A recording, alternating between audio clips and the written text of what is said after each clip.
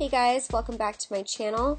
So many of you requested the eyeshadow look that I had worn in my brow tutorial, and I just thought it was a perfect daytime look for a big event, so I thought I'd do a tutorial on it. Let's get started.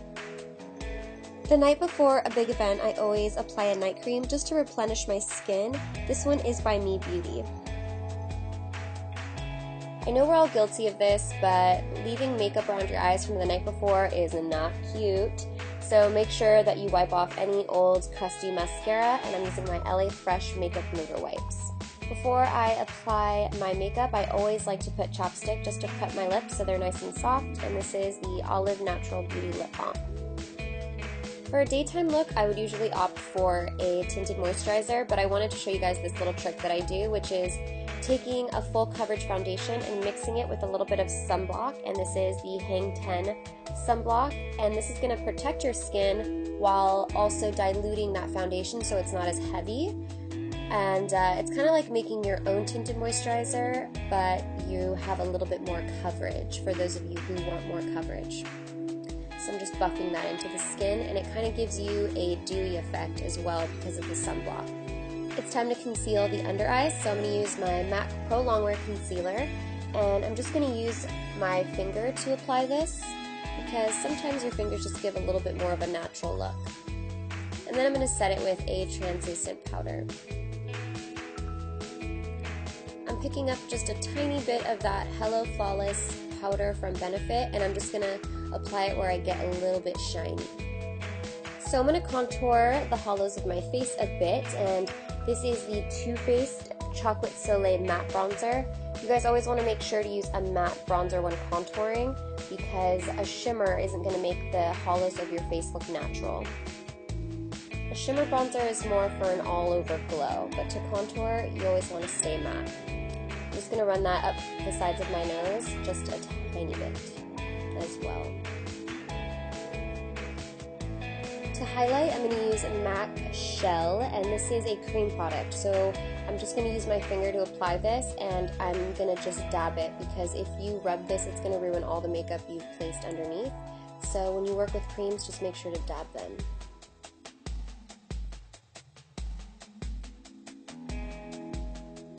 For this look, I want to stay in the peach or pink family for the cheeks because I kind of want that flushed look, like a very natural blush look. So this is from my Sleek palette, and I'm just going to apply that to the apples of the cheeks and pull it up towards the temple.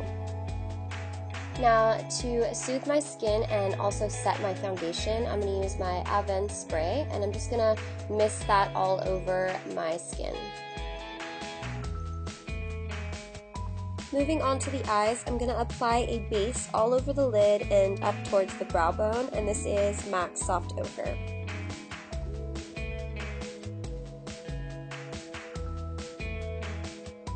I'm going to take MAC's Blanc Type, and this is just a bone shadow, and I'm going to apply that all over the brow bone, and I'm also going to apply that to the lid. Basically, I'm just going to apply it everywhere.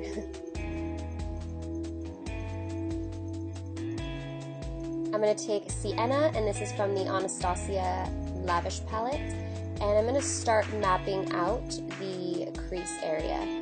Now with this shade, you want to bring it all the way in, but you want to keep it really light.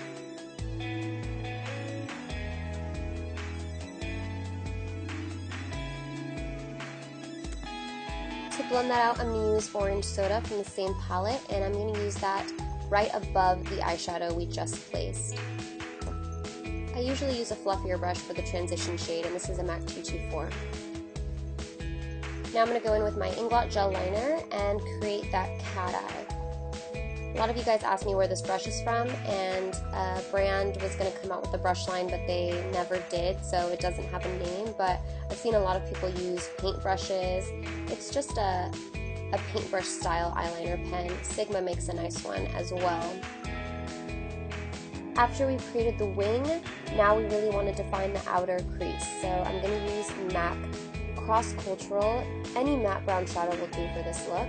And I'm just using the Sigma blending brush and lightly applying this just to the outer corner of the crease. Now this is one of my tricks. What I like to do after I'm done with everything is grab my concealer and a concealer brush and outline the outer part of my liner and pull it up, and this is going to make your liner look really sharp and the edges of your eyeshadow look really clean. So to tie in the pink lip, I'm going to take this really pretty color. It's called Opal and it's by Pacifica, and I'm going to use this as my inner corner highlight. It has really, really pretty flecks of pink in it.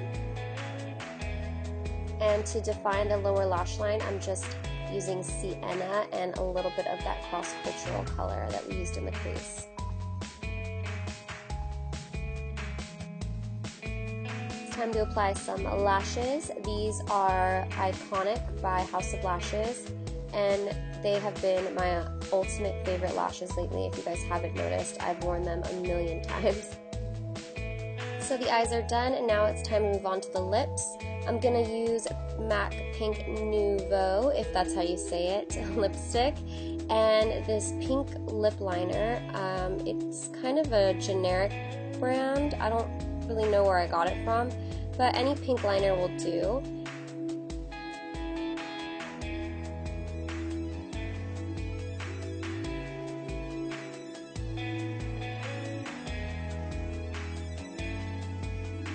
Control the frizz and flyaways, I'm going to use this Balance Screw oil and just apply that all over my hair down to the ends.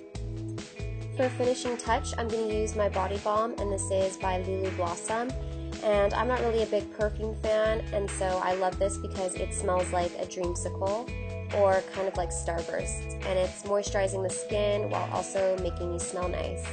And I also like to kind of put this on my cuticles too if they're dry. So once you've added all your last finishing touches, your look is complete, and I just think this look is perfect for any daytime event, whether you guys have a graduation or a bridal shower, anything like that, this look would work. Hope you guys enjoyed the video, and I'll see you next time.